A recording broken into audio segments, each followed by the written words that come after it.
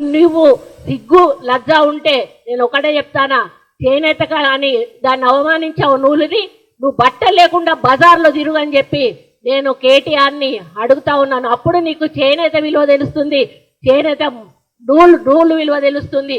నీకు నూలు విలువ తెలియకుండా ఈ విధంగా ప్రచారం చేయడం ఏదైతే ఉందో చాలా బాధాకరం. నూలు విలువ తెలిసిన వాడు అయితే నువ్వు బట్టలు ఇప్పి బజార్లో తిరుగు, లేకపోతే క్షమాపణ చెప్పి తప్పైంది అని చెప్పి ఇంకొకసారి అట్లాంటి పోస్టులు రాయకుండా చూసుకోవాల్సిన బాధ్యత నీ మీద ఉంది కేటీఆర్. ఒకవేళ నువ్వు చేయకపోతే ఇంకోసారి ఇట్లాంటి పోస్టులు పెడితే నిన్ను బట్టలు ఇప్పించి ఉరికిచ్చే కార్యక్రమం తప్పకుండా కాంగ్రెస్ పార్టీ కార్యకర్తలు నాయకులు చేస్తారనే విషయాన్ని మరి మర్చిపోవద్దు అని హెచ్చరిస్తూ మరి నేను దీన్ని చాలా తీవ్రంగా ఖండిస్తూ మనస్తాపం చెందుతూ మరి ఇవన్నీ కూడా ఇక ముందు జరగొద్దని కోరుకుంటూ, నా బాధ ఏంటంటే ఒక మహిళగా నన్ను చాలా అసహ్యంగా ఈ విధంగా పోస్ట్ పెట్టి సోషల్ మీడియాలో చాలా దురదృష్టకరమైన చాలా ఇబ్బందికరమైన పోస్ట్ పెట్టి ఈ ఫోటోను పెట్టి వీళ్ళకు షాదీ ముబారక్ ఎవరిచ్చారు అని చెప్పి ఒక అక్రమమైన మాటగా దాన్ని చిత్రీకరించి చాలా అవమానపరచడం నాకు చాలా బాధను కలిగిస్తూ ఉంది. నిన్నటి నుంచి కూడా నేను అన్నం తినలేదు, నిద్రపోలేదు. ఒక మహిళగా ఈరోజు వాళ్ళ ఇంట్లో తల్లులు ఉన్నారు, చెల్లెళ్ళు ఉన్నారు, బిడ్డలు ఉన్నారు.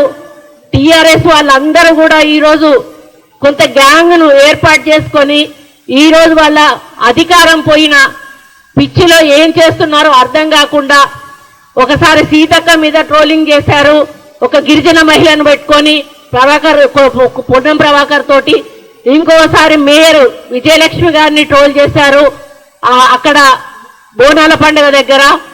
ఈరోజు ఒక ఒక అన్న సమస్యలు చెప్పి ఒక చెల్లికి అన్నకి రాఖీ కడుతుంది చెల్లె.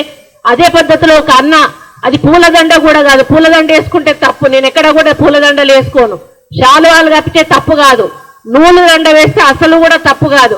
దాన్ని ఈ విధంగా చిత్రీకరించి మానసికంగా నిన్నటి నుంచి నేను ఆవేదనతో ఉన్నాను.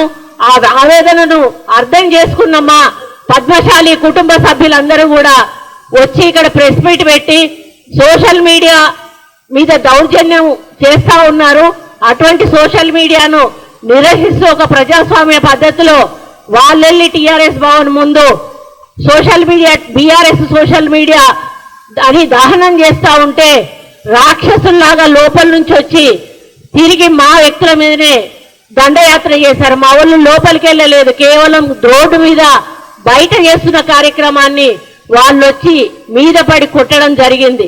అంటే ఎంత దార్శికం చేస్తా ఉన్నారో ఈరోజు అర్థమవుతా ఉంది. దీని వెనకాల ఎటువంటి వ్యక్తులు ఉన్నారో మీ అందరికీ కూడా తెలుసు.